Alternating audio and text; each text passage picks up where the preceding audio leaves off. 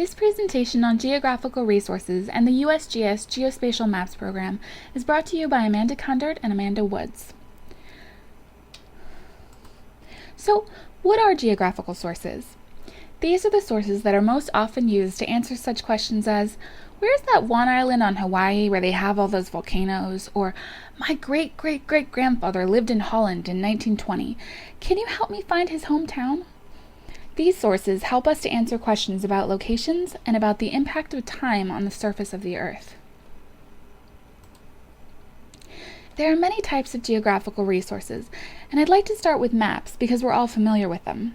Maps are a great resource to have at hand, but as you may come to see, it can be a bit tricky to try to maintain a collection of all the types of maps people might be interested in.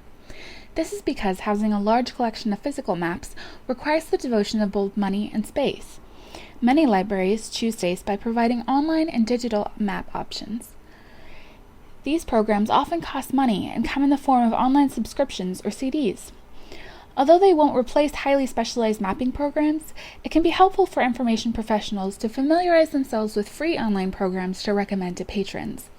These include Google Earth, which I'm sure everyone listening to this video has used to find a nearby restaurant or their best friend's new apartment. And as it turns out, this also includes the resource that we'll be covering more in depth, the USGS Topographical Map Program. Atlases are basically bound collections of maps. Atlases can be classified into three main categories. There are general world atlases that cover maps of the world at large. There are historical atlases that allow us to see maps of the world as it once was, and there are thematic atlases, which can be useful for people researching a specific phenomena. For example, Penguin has published the Atlas of Women in the World and the Atlas of War and Peace. Both of these atlases focus on very specific themes and provide maps and background information that allow us to view the world through that lens. Gazetteers are often found in atlases, usually at the back. Along with definitions, gazetteers often provide locational information, such as latitude and longitude of a feature, or descriptive information. This may include information about the history or population of a place. Gazetteers are available not only as appendices to atlases, but also as their own publications. One example of a standalone gazetteer is Merriam-Webster's Geographical Dictionary. Finally, we come to travel guides, which are popularly used both to plan trips and that people intend to take, and to imagine trips that they might want to take. These resources provide information about where you might stay, what you might eat, how much things might cost, and descriptions of a given area. For example, Lonely Planet has published a slew of travel guides, including those you see below. It's important to know that the travel guides are not limited to physical books. There are also some online resources that people might use, including free ones such as MapQuest and Yahoo Maps. So how do you sift through all these resources and choose those of the highest quality for your institution or for a given patron? Well, when selecting resources, it's important to look at some of the attributes that geographical resources have, or in some cases should have and don't. One of these is whether the scale is represented. As our textbook says, the scale is the ratio of the distance on the map to the actual distance on the Earth.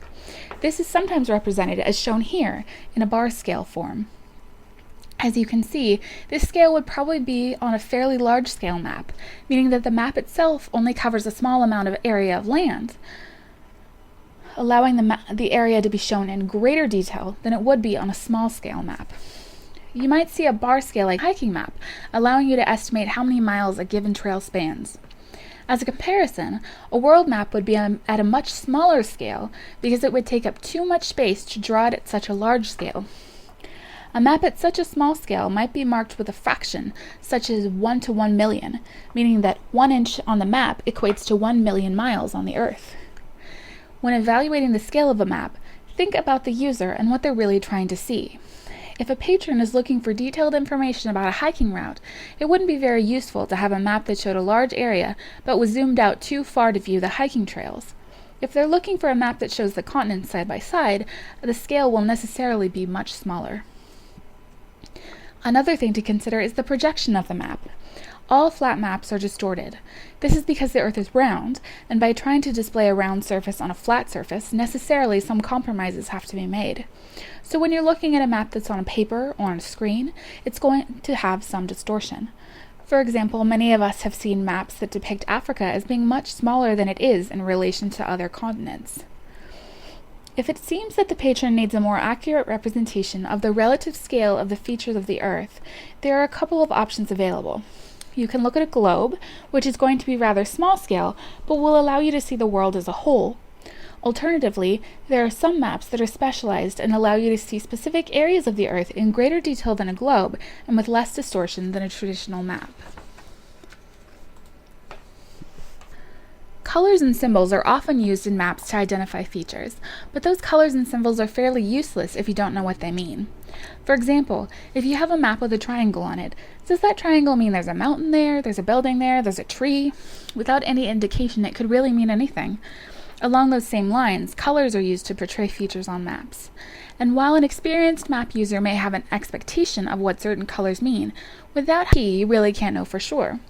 For example, blue is often used to depict waterways, and green is often used to depict tree cover. But without having a key to prove that this is what the map maker intended, you really can't know for sure. This is why it's important to check whether the sources that you're using have a key to define what you're looking at.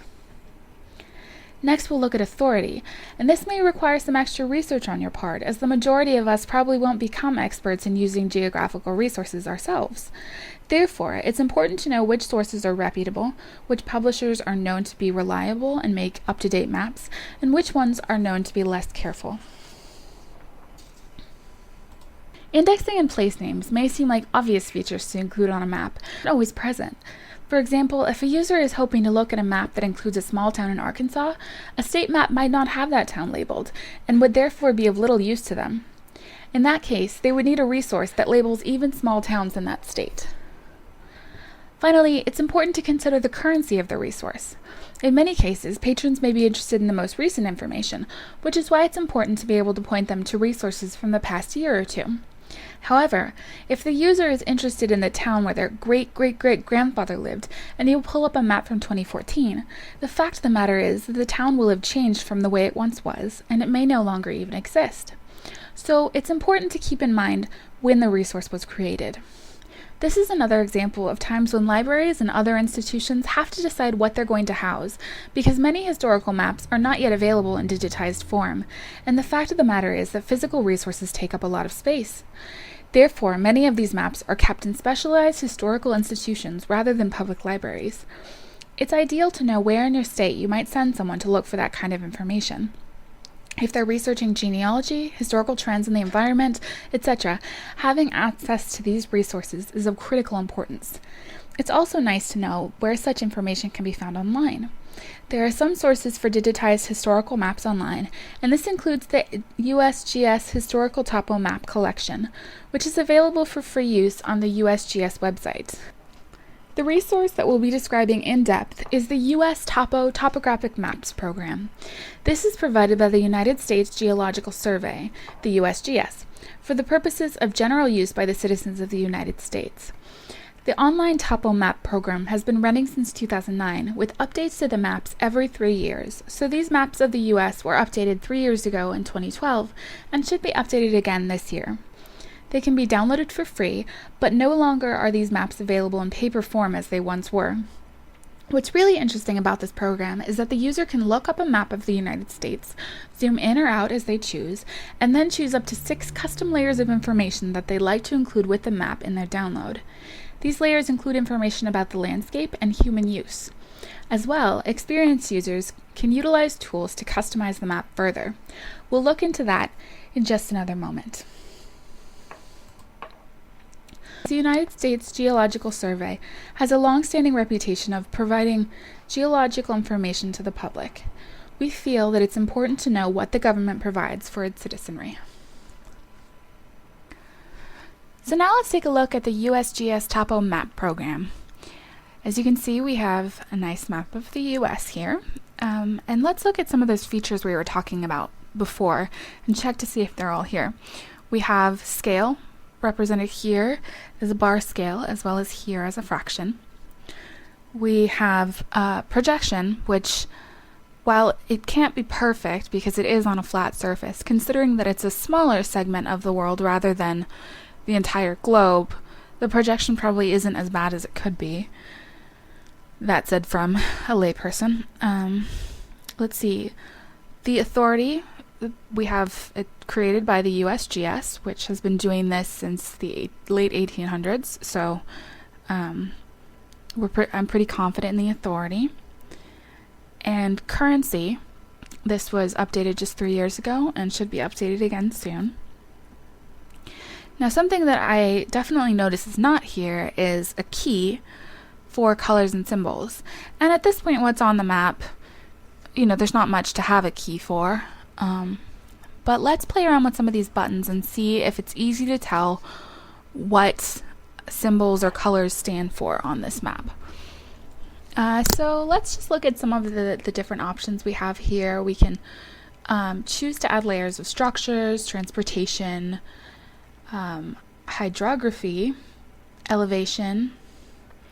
Down here we have some other options. We can look at natural hazards. And I'm really interested in the natural hazards, so let's just check that out. Aha! So here we have a frightening tale that is told with all of these little symbols, and while there is no key indicated, I think if I click on them, aha! USGS hazards, wildfires. So it does indicate what they stand for, which is very important. Down here, the hazard just says warnings. Let's open this up and see if we learn any more. Storm warning. So this purple stands for a storm warning. So we're able to tell what the colors and symbols stand for. And indexing, we have labeled all the states as well as it looks like all the capitals. And we should be able to zoom in if we want more detail. So let's zoom into Oregon. And as we zoom in, we are seeing more and more detail, as well as a more complete picture of what each place is called. Now let's go back to overlays here. And let's say I want to take hazards off the map. And I'm going to scroll out again so that we can see a little better more of the country. And let's see what else is here. Under other featured data, we can look at ecosystems, wetlands, national parks. Gotta love the national parks. Let's see if that will load for us. And here we have National Park Service boundaries. And if I click on one, it gives me information. It just says it's the National Park Service boundary. And then if you click here, then you can see it's a national monument, and it's called the Navajo National Monument. So basically this is what's available. There are advanced tools for those people who are interested in modifying maps. Those tools include filtering, measuring the area on the map, focusing on a specific range, and then adding your own annotations. And then once you are ready, then you can add it to the cart and check out. So that's basically the program that's available. And it's definitely fun to play with, so I encourage everyone to do so. This is a great free mapping program that's available to anyone who wants to use it. And the website is linked at the end of our presentation. Alright everyone, now it's time for a learning check. Can you remember 3 types of geographical resources? Can you remember 3 features to look for when choosing a geographical resource? If you'd like, you can go to the U.S. Topographical Map site and pick a state to see if you can learn all about it. Thanks for watching.